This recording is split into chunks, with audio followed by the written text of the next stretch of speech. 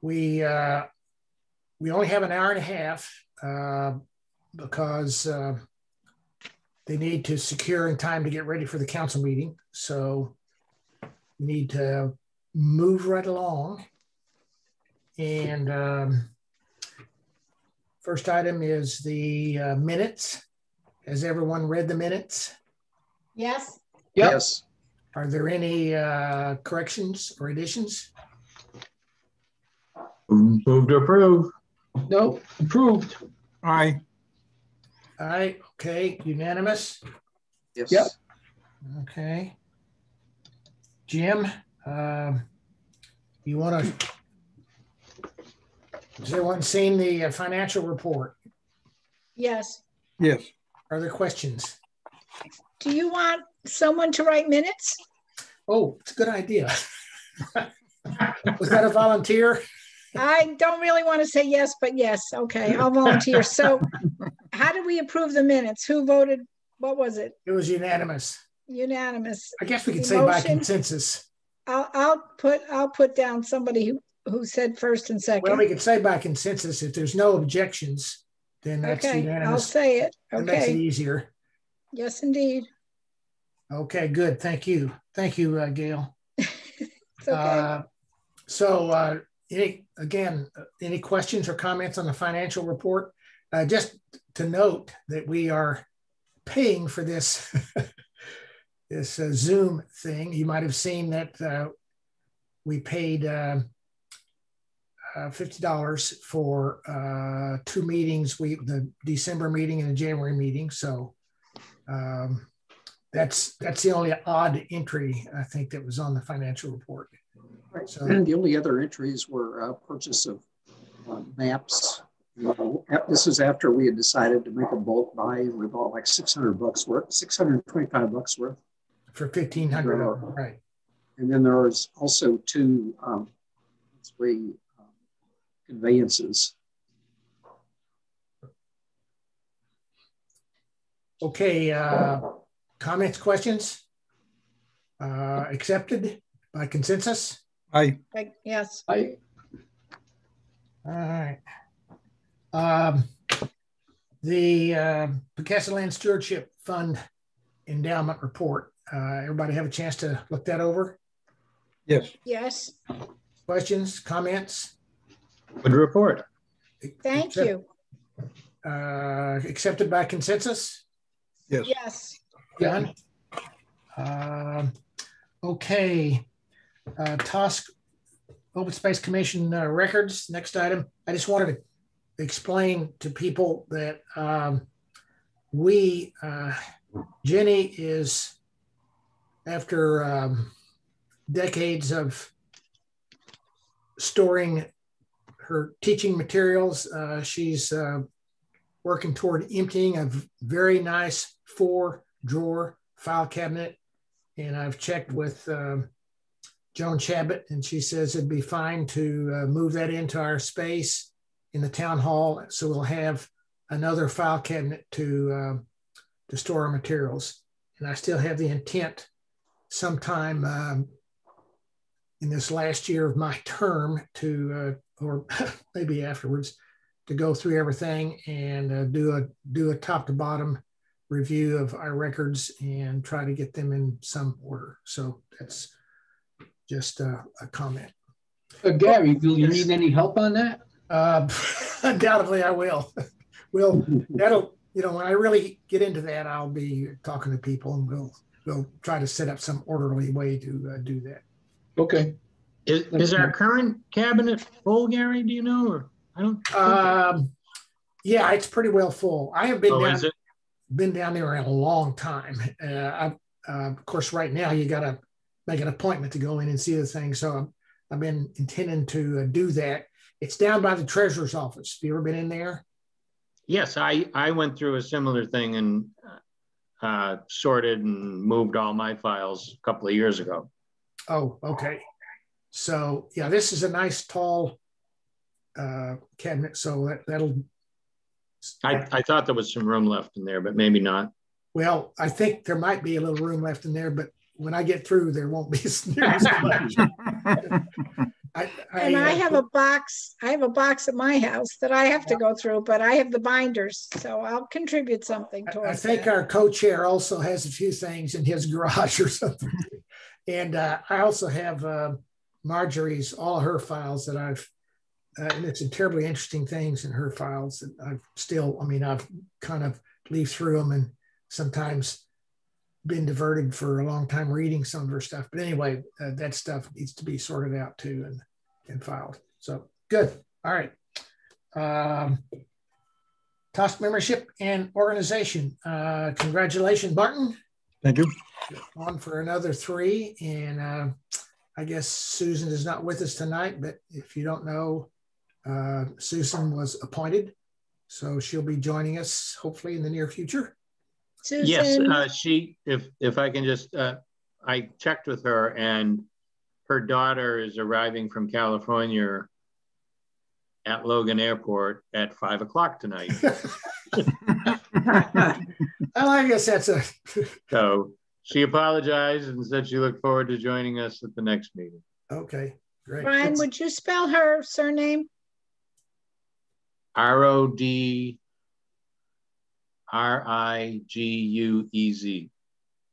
Easy. Okay. Thank you. Also, I think at our next meeting, which unless there's some change, will be in June, we'll be due for a review of offices and responsibilities. So be thinking of that.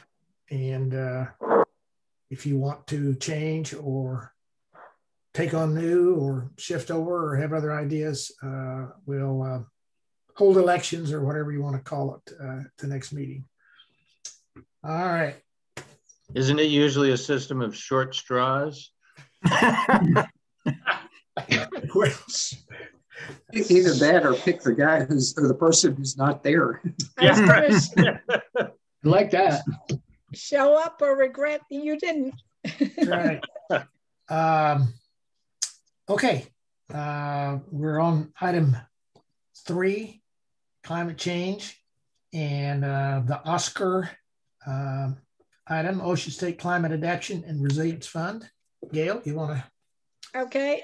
So I went to investigate about this, and I did send everyone a publication or a 2-pager from Save the Bay, which explains what this Ocean State Climate Oscar Adaptation and Resilience Program is.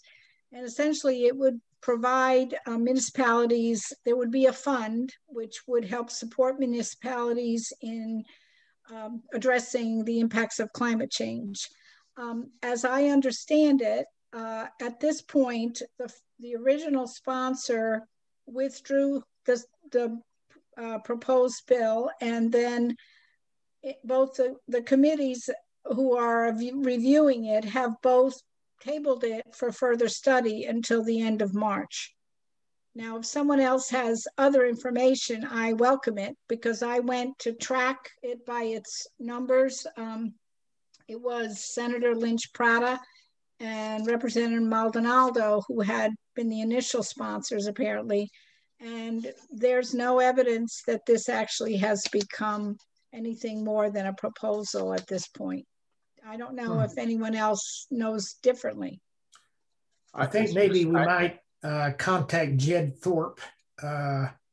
He's the guy that sent the original material to me, or the material I had. He's the advocacy coordinator at Save the Bay. He might have a little more insight. Yeah, I called Save the Bay today, but there, you could leave a message because no one was in the office. So I haven't heard anything back from that, and I didn't get to the point of calling him until today. So that's probably my bad, as it were. But that's all I know. If you read over, I won't take the time to describe what's on the 2-page thing from Save the Bay, but I did send that document to everyone. And it really gives a fairly good explanation of what the vision is and what the things they're concerned about.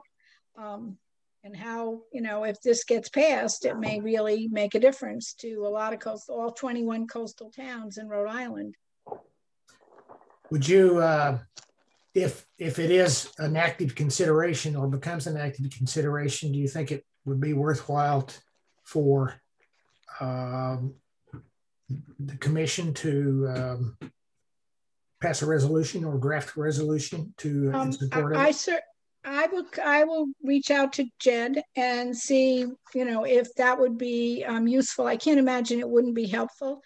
I attended the Land and Water Summit, which is not exactly on target for this, but one of the things that I discovered in the midst of participating in that is that, you know, these SLAM maps, they are sea level rise and how it will affect the marshes maps.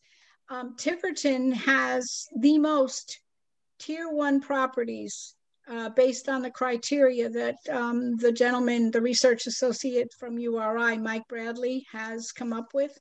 And so we are way ahead of everyone else in properties that have potential to have marshland migration and to be impacted by sea level rise. So I think there's some interesting things to try and fit together, as it were.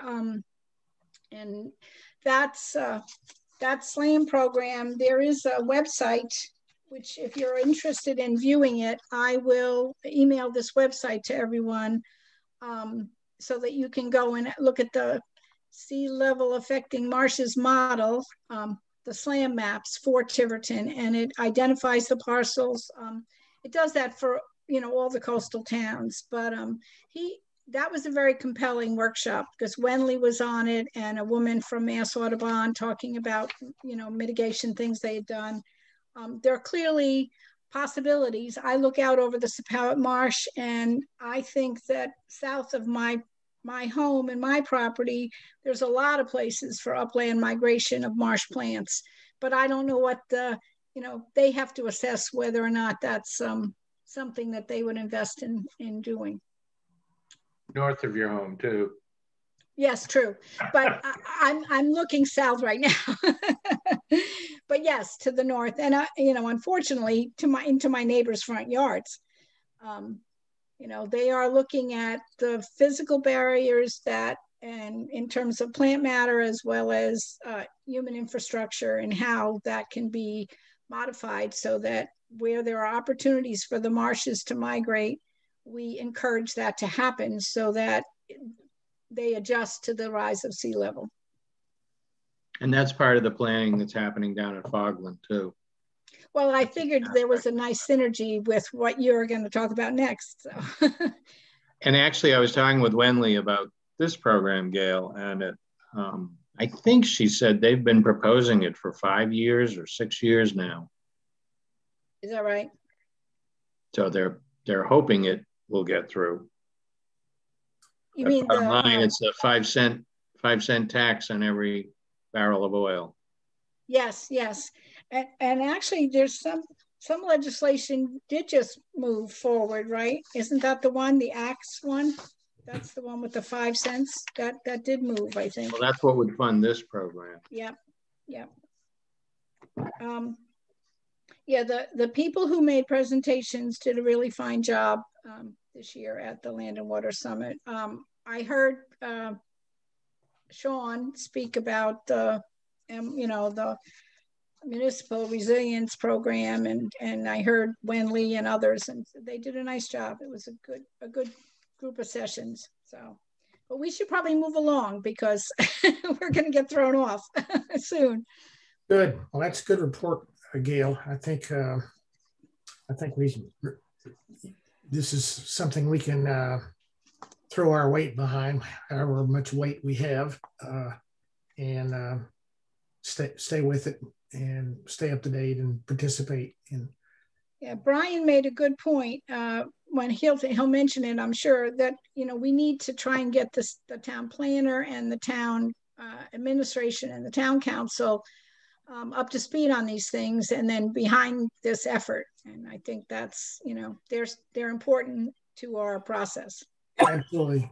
And actually that's part of the, that's actually on the comprehensive community plan to form a group to deal with that. And it's sort of been going along in bits and starts, but so. Okay. And that's a nice segue. Exactly. Actually, I think the Municipal Resiliency Project, which is a program of the Rhode Island Infrastructure Bank, and if you want to see details of it, you can go, it's riib.org.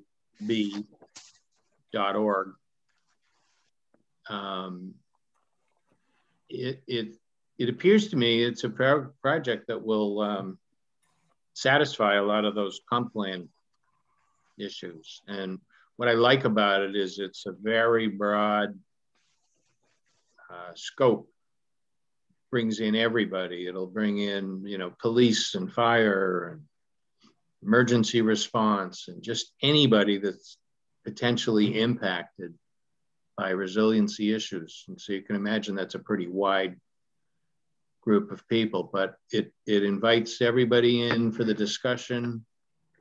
And actually the Nature Conservancy, I think, leads the beginning part of it, the program. And you come out of that process with a set of priorities.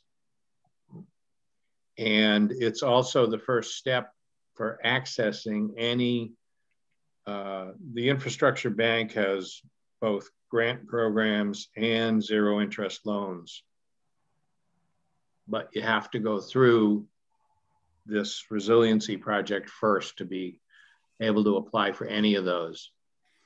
And I mentioned this in a brief conversation to Chris, and he thought it sounded like a good idea as well.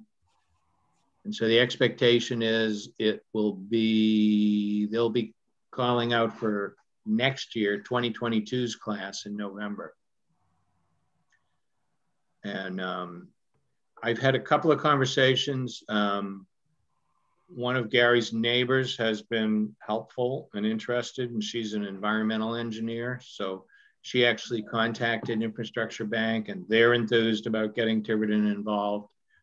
And she set up a group call between myself and a town council member from Little Compton. And Little Compton completed it last year. So they have their set of priorities already. That counselor was Anya Wallach. She's a new town council member there. But she was enthused about working together on issues too. And a lot of these grants, you get extra points if you're doing something that's broader, more community, rather than just one community, more area-based. So that's sort of, I think, the plan we should focus on, getting into that program as soon as possible for next year, and getting through that. That should open up a lot of possibilities. Do we make an application for it, or do we have to wait till November to? We have to wait. They will put out a call for proposals, requests for proposals to join, to become part of the project. And he guessed that will be October, November. I'm sorry, being Sean O'Rourke is the person that heads up that at the Infrastructure Bank. And when Lauren Sedowitz set up a call with folks at the bank last week, I could not make it at the time she set up. So she went ahead and talked to him and then reported back to me. So who was the woman a person you just referred to? Lauren Sedowitz is an environmental engineer who actually initiated a call to. Yeah. I met her on a Zoom meeting on another grant program. Okay. And turns out she's right here in Tiverton and said she'd love to help. That's great. That's just the kind of talent you need for something like this, I think. Yep. I looked into this, Brian, just to sort of add a little tidbit.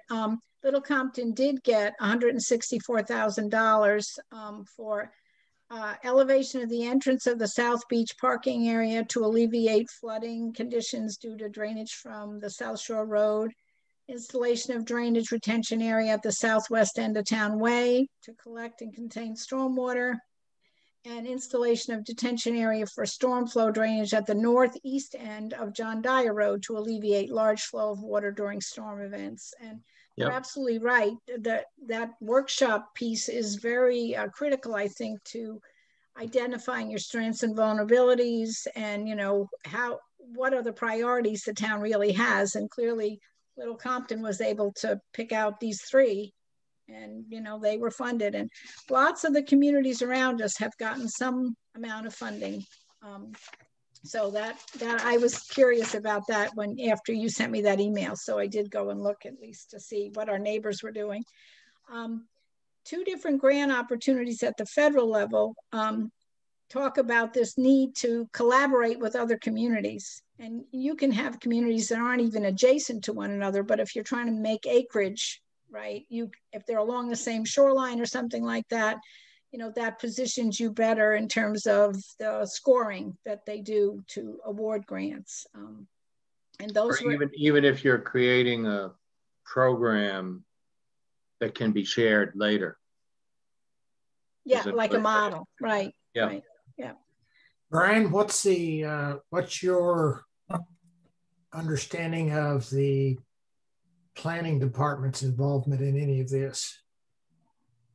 Well, I just mentioned it to Jennifer that this was out there and was hopeful to get involved in it. And I have not spoken directly with Sean, but what I plan to do is see if he would be willing. I'm assuming come midsummer or early fall, meetings might actually be happening in person again. And either way, but I think it would be better in person to have him come to a town council meeting and make a presentation on the program and to get people to start thinking about that. And so that's what I want to see, if he's willing to do that. Yeah. Seems like, we obviously want to be fully participatory, and it involves our open space area down at Fogland and so on. But it seems like it should flow, somewhere in this, in the top coordinating thing and so on. The planner should have, a big hand in it. Of course, if that doesn't happen, it doesn't mean that we can't lead the charge. But anyway. Yeah, I don't disagree. I think the plan is still getting oriented to Tiverton and all the various spots and issues. Just hope we can keep somebody for more than a year. Yeah. Well, that's our problem. We have such a flow through of people. It's hard to. Yeah. So, Brian, I have a question. Go ahead. Could you say that website again? Is it RIID.org? Yeah, it's for Rhode Island Infrastructure Bank. Okay. .org. Oh, B. Okay, this what I got wrong. Yep. Okay, thank you. So the properties, the 3 lots that the town, in the southern part of the town, that the town decided to take off the tax rolls, I don't know what they're like in terms, they're low, marshy properties. Oh, yeah. I have to try and go look at those, I guess, because I'm curious about whether or not they're, just to look at them and see what they're like. What? I don't know what you're talking about. Do you remember there were 3 parcels that we went with TNC and the town of Tiverton used? No, not, is it high? Isn't there 3 down by Almy Creek? It's at the end of High Hill. It is the end of High Hill. Okay. Yeah. All right. That's what I was trying to clarify. One of them had a huge tax assessment, and it was on the SLAM maps was 3/4 flooded. on high tides. Yeah, yeah, Which is why the guy stopped paying his taxes. yeah. But anyway, yeah, they're right down there. Okay, I'll go down there and take a peek. And okay. Thank you, it's Gary. complicated. I can give you an overview sometime if you're interested, but because there are some privately held pieces still mixed in there too. Okay, okay.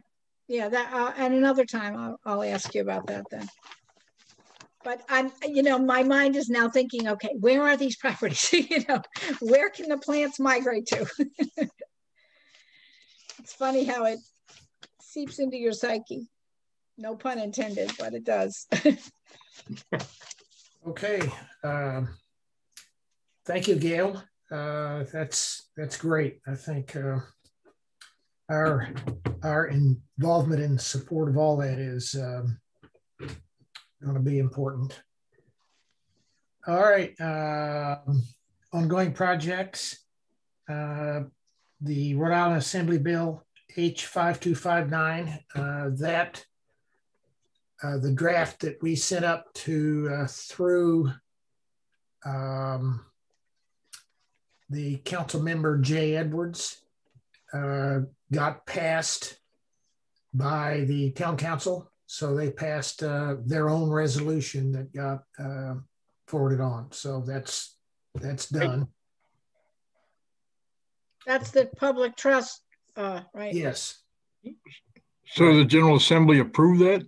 No. The town Not council approved. Yeah, the council did. So now it's next step. So I don't know. I don't know if it's. I'm not sure what the status is up there. But anyway, we've done our part to support it. So, James, you're on again.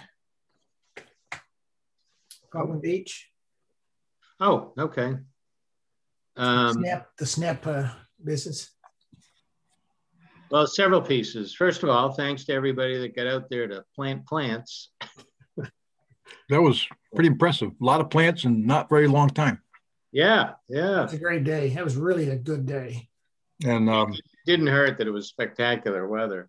Yeah. And a perfect rain the next day. Yeah, and that was a lot of fun. Yep.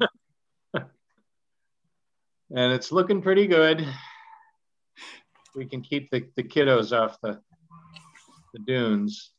Chris Romlin's done a good job of roping and putting signs up and sort of keeping an eye on that.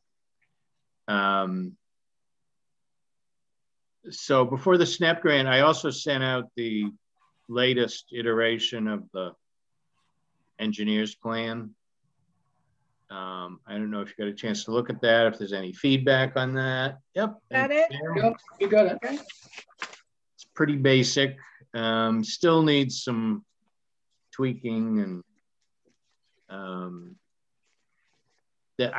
one big piece is they are dumping a lot of fresh water towards that Phragmites marsh, and in my conversations with Wenley, and I think Gary had similar conversations, we'd like to try and probably bulldoze the berms that created the skating pond in the first place and get it to be a little less hospitable for Phragmites.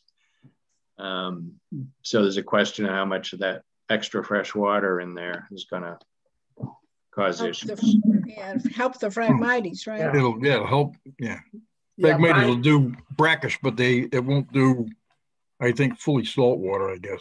Wenley also mentioned that she thought there might be money available to change some contours down there and bring in more salt water to discourage the Phragmites and encourage the salt marsh ecology. So that would be a separate project, but she just mentioned in passing that there might be funding to do that, and that would take some more planning and more money. Yep. And so on, but that might be something in the future. And then the SNEP grant it was actually a letter of intent, which is the first step. And if they like your letter of intent, then they invite you to submit a full proposal. And so we got that in along with a budget. And most, we were able to make up, I think 39% of the request with matching funds. And that derived primarily from the work DPW's already done in building the dunes and the work all the volunteers did in planting grass and buying grass and all that kind of thing.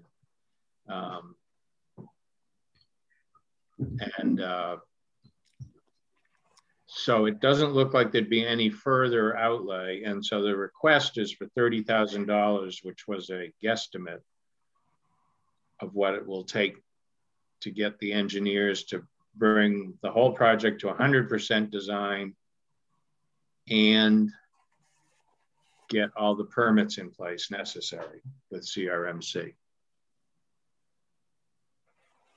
So we should hear on the reaction to the letter of intent by about May 21st. And I think it's fairly competitive this year for the funds that are available, but I'm hopeful that as this is already kind of moving along, they'll see it as a good chance to keep it going. Any questions on any of it? Or? No.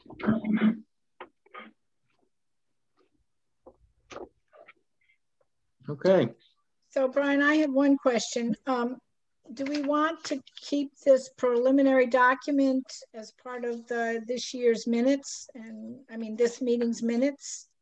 I think so. That's the current 60% design. Okay. Will do. All right. Next item, 4C, modifications to the parking area down at TOWeetamoo at East Road. No change from last time. They're still waiting for dry weather. Josh, our ace steward guy, had a serious casualty to his truck. And that was kind of a setback. He was probably would have started by now, but otherwise, anyway, that's still waiting for drier soil there off of the roadway and him getting his truck fixed. So that's still pending.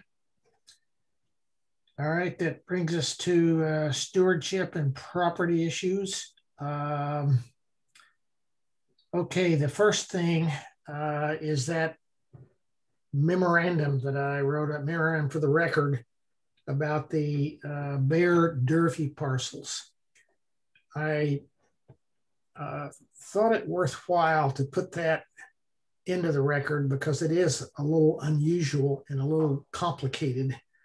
And it's a very, very interesting property. Those complications are just complications, but what's back there is extremely interesting. And actually, sometime maybe this summer, perhaps we can set a date and take everybody back there and show them the various things that are mentioned in the memorandum.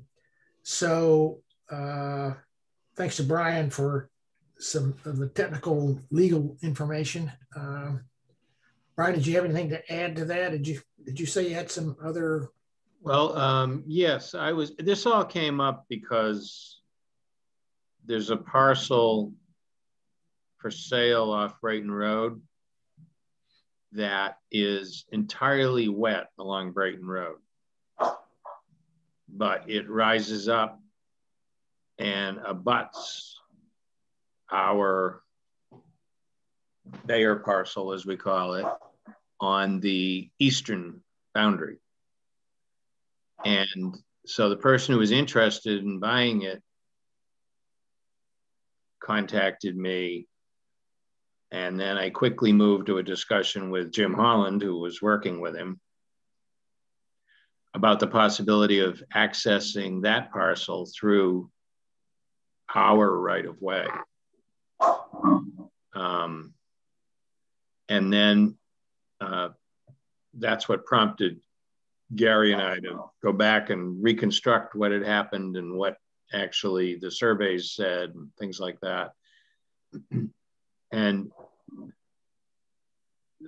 the newest information is, so anyway, well, my conclusion was tell him not to buy it.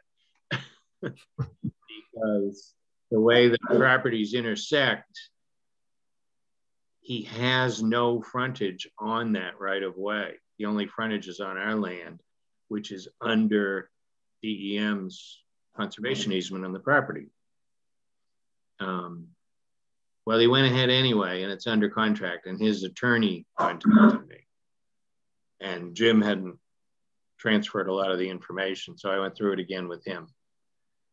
So he's still trying to get access, and my recommendation to him was there's a property across from the old Baier house on the right of way that also has access to that right of way. They could potentially grant either a right of way or sell off a piece of their property to get into his off the right of way. And so that's my recommendation to them. And I said, you can call DEM if you want, but I don't think they're going to. No chance. Their conservation easement to let you come in and build a house. So Brian, would you tell me, was there a name associated with the person investigating this that you had the conversation with? I missed the name, or do I need the name? I didn't use the name because I didn't talk to him that long. I'd have to go back and find That's it. okay. I can just describe it as an interesting thing that happened. Yeah. Okay. The only thing that I would add in this process, the original call was from the person who is now in the former Baier house. And this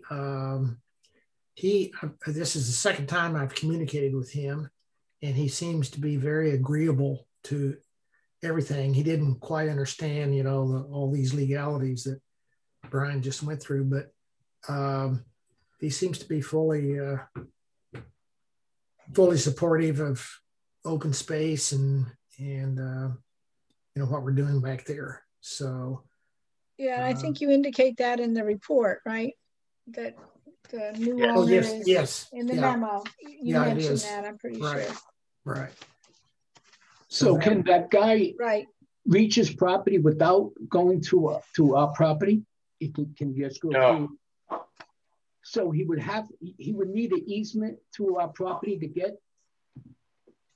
He would need an easement across our property or across that adjacent property.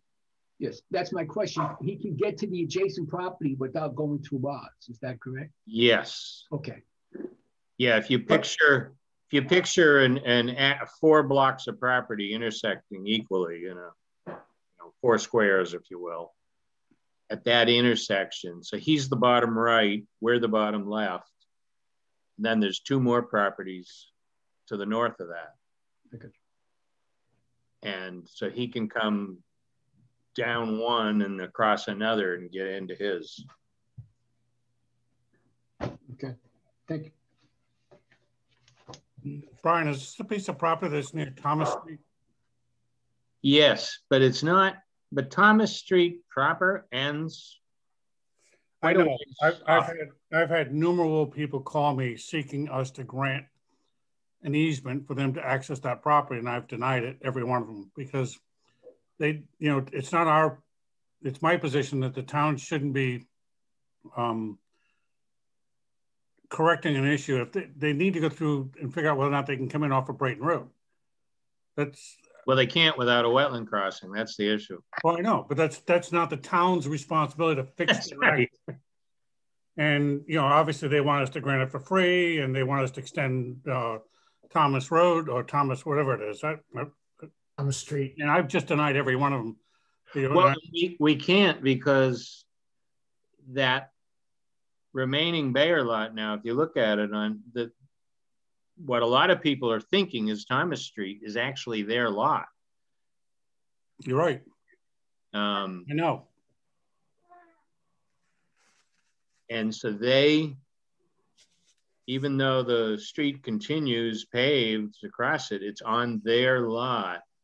And they granted us an easement to get to our piece that they subdivided, and they granted the property on the other side of the street an easement to get into their property.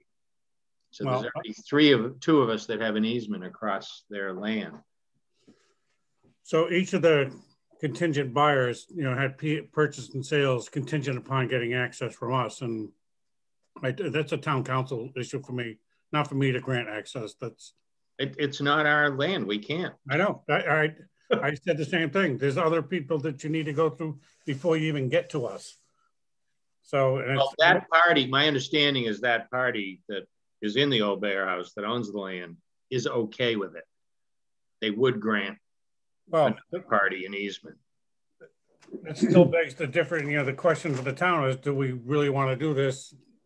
And are we going to correct easements for other people's properties? That's yeah. I don't want to make that decision. That's a council decision. So, I've just been forestalling them and asked them, because none of them have actually gone to DEM to seek what it would take to come in off of Brayton Road. I'm not saying it's not wet, but I know other people have gone through wetlands. There's another one on Lake Road, Lake Road. He put in, a nice big culvert to get in, to get across. And, there are ways to do things, but it's not the town's responsibility to give you access. That's right. Yeah, a former Open Space Commission member did that. Dennis Culberson. I don't know the people, but I know my cousin did his in Little Compton. It cost him $60,000 to put a bridge in across with some wetlands. You want to gain access, there is a way to do it. You just have to go through the proper channels. And write the checks. Right. No, I got it. So maybe that property will become open space at some point. That's right. I'll be back in a minute. I've got a desperate critter here that wants dinner. I could hear that critter. Priorities. Hey. Okay, are we done with that item? I think so. All right, there's another item that's not on the agenda, but it is sort of a stewardship item. So I think I will mention it. It's the request from this 54th Regiment of Foot. It's one of those colonial organizations that gets together, and I guess they reenact and get uniforms and shoot old muskets and stuff. But I was contacted, it's been 10 days ago, I guess, about this group that wanted to do a little training at Fort Martin. And obviously there are issues there regarding public use and so on. And we went back and forth, and he finally sent me a request. And that's one of the last documents of the 36 documents that you got for this meeting. And I don't know if you've had a chance to look at it or not. In my final understanding, it seems like it might be possible, and it would not be an issue with public use of the property. But I actually told him that we legally couldn't approve it because it wasn't on the agenda. And he wanted to do it in May. So we'd have to have, I guess, legally another meeting to do that, to approve it. I don't know if you saw his request or not, but he did a fairly decent job of pointing out where they're going to do their thing. And it's just a small group of guys. And it's my understanding they're not going to be shooting muskets or anything like that. They're just going to be drilling and doing things that, the foot soldiers did in those days. And they didn't have any problem with people watching them and so on. So I responded, I don't know if you read all the stuff that I sent, but I told him that he had to add two things before we would even consider it. And one is that there would be no firing of muskets or, shooting firearms on it. And they would also post signs at both of our entrances so people would know what the heck's going on. You know, these people running around up there. So we would need, I think we would need to formally approve that or take action on it. And our process, our required process in the open space ordinance is that we could do that, inform the town administrator, and if it's felt necessary, actually take it to the council. I don't think that would be required if it's 6 or 8 guys running around and drilling, as long as you know, it's not something that would interfere with public passing through and enjoying the scene. So now, I will say that when he sent the request in with that drawing that you may have looked at, that Google map with the circle on it and so on, I did go back and tell him that we needed an explicit statement of no firearms that would be used, and that there would be signs posted so the public would know what's happening. Now, he has not answered that. I don't know if he got fed up with that or he's not going to do it. So that's where it stands now. And unless he comes back to me with that, then it's over. But if he does, I will get a hold of people. I mean, I'll communicate with everyone and see what we want to do. I told him that it might be, actually in that last communications, I said it'd be a lot better if you do this in the fall, and we could plan on doing something and make it kind of a little public event, and let people know ahead of time. But he didn't give us much lead time on this to do all that. So I'm hoping maybe. Would they need to post insurance? Yeah. I think so. Either that or at least a hold harmless agreement. I agree. Yep, there has to be, yeah. Right. Okay. Well, it's just, I didn't hear from him, and it's been several days now. So I don't know whether he's considering, you know, the longer schedule, the fall schedule, or he, you know, got miffed at my additional requests. And because every other time I emailed him, he answered me right away. He was very polite. And, yeah, you know, I think it might be cool to have something, a colonial thing that the public could see and, you know, write a story about it and so on. They may not be interested in that, but they may not be. Yeah. So I haven't met him personally. So, and it's a very small unit. Chris, do we have a simple boilerplate kind of? I don't know. I'll ask Mike Marcello. I've had to deal with this a couple of times for liability issues on public property. It's you know, it's never pleasant, but you know, towns got deep pockets, and somebody gets hurt, they always come looking at us. So right. It might be something we might want to do.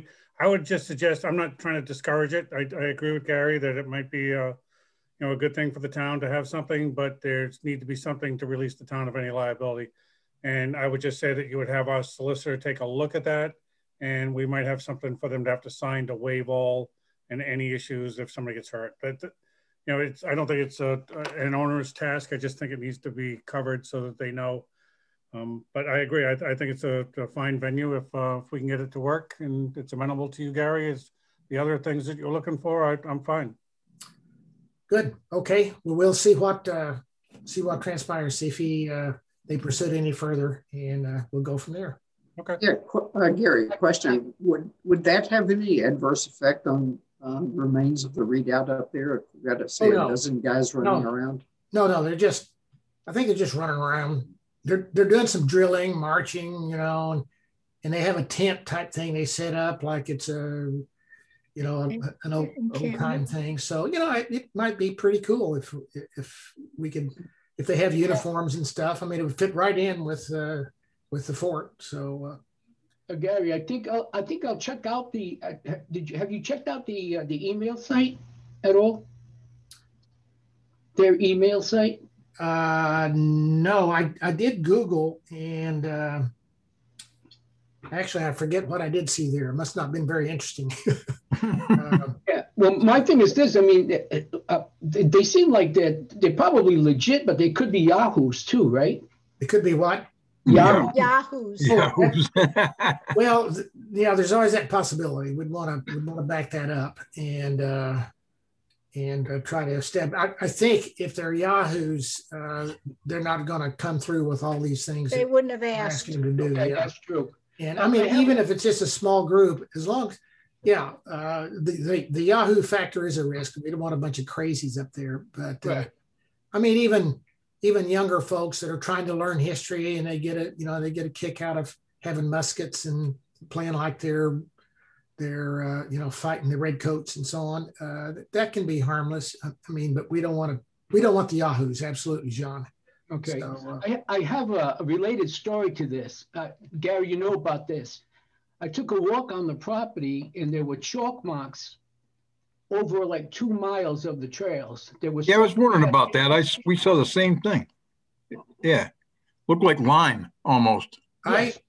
I don't think, because they circled where they were going to be and it was all right out in front. And I don't think they'd be using the trails necessarily. I think they wanted to put their tent down at Highland Woods and then, go up around the fort and do some of their maneuvering and so on. So the other thing that I'm thinking of is the people that was the stuff I saw was set up for a race that somebody was going to have. Oh, yeah. I'll tell you what that is. It's probably the Hash House Harriers. Okay, tell us more. Yeah, this was something that we ran into a long, long time ago. And from what I understand, it's a group of drinkers with a running problem.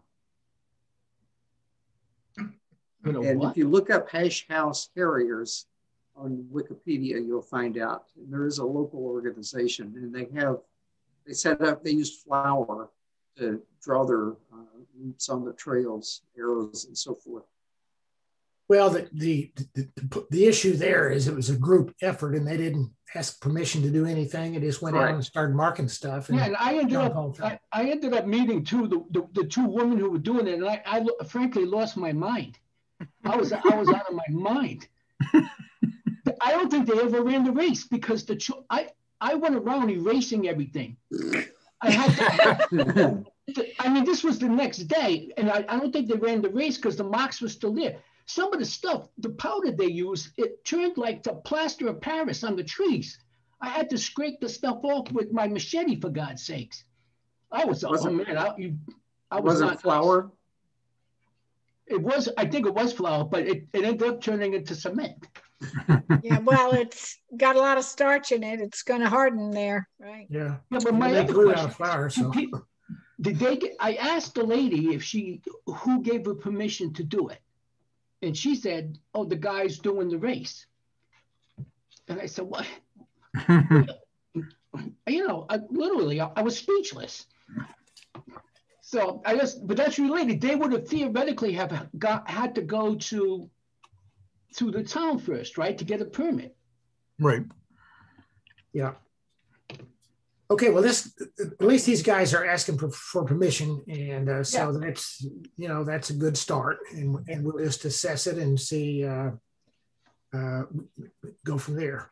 So, all right. I think there is some value though in what you said earlier, Gary, that should they be legitimate and they want to do their training exercise, but would be willing to do it more like a demonstration, that doing something like that in the fall at Fort Barton, you could imagine that having a really positive, be a positive program for open space and for the people who are trying to do the reenactment. So yeah, absolutely.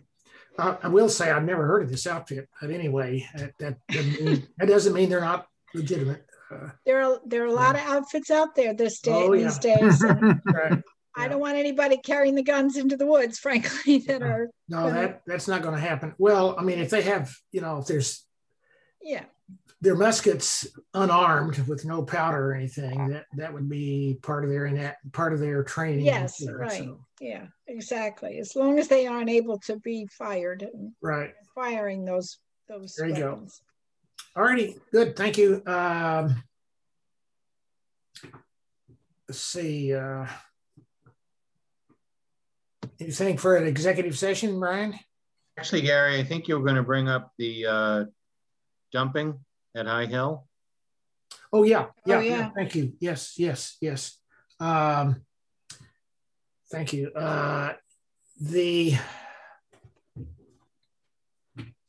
I got another email. Well, they actually sent the email to Conservation Commission, Brian and me. He sent an email about, probably it's been about a year ago, with this same issue. And he's wondering if we might put signs down there, encouraging, well, not encouraging, but saying that it's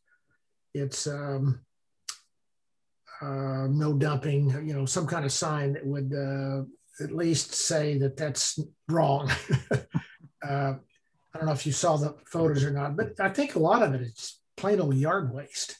The people that live next door, probably, their lawn service may be rolling their barrels across the line and dumping them on our lot there. So I don't think it's just next door down there either, and they've been doing that for years. But it's It's one thing if it's lawn clippings, but then if that can get out of hand and be all kinds of stuff. Dead rhododendron branches, and in the pictures he sent, there's also broken cinder blocks. Yeah. But people are on such small lots there. It's not like they have room for a compost pile or anything anyway. So. Or have many lawn clippings. Yeah. Good point. Well, it runs the same risk as any empty lot that appears to be untended, and that certainly has that appearance down there. The only thing that I have a little bit of concern about is, as you know, everything we've done down there has met with some kind of resistance, and anytime you mention or hint at that space is open, you get a big rise out of that.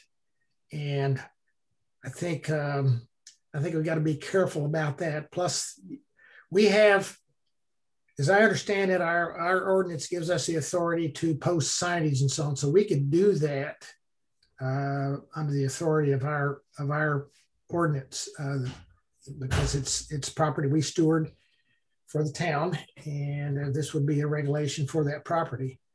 I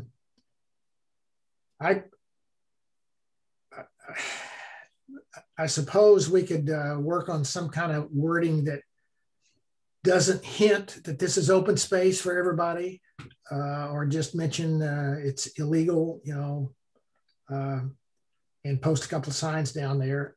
I refer to the ordinance. That would be pretty easy to do. Well, and there's no ability for anybody to enforce. I mean, ultimately, it seems like it would probably be the police that would enforce it. They can't really do that without signage. You have to have a sign, right? And even at that, they were reluctant. Yeah. I think very simply, just no dumping, and maybe it needs to say including all yard waste or whatever, dumping of any materials or something along those lines, and keep it simple. Yeah. Okay, it's not a big deal to come up with a sign. I can draft something. But I wonder if the town doesn't already have like a standard no dumping signs. Well, I checked with Rick. Yeah. He had absolutely no interest in signs because he's been burnt, evidently.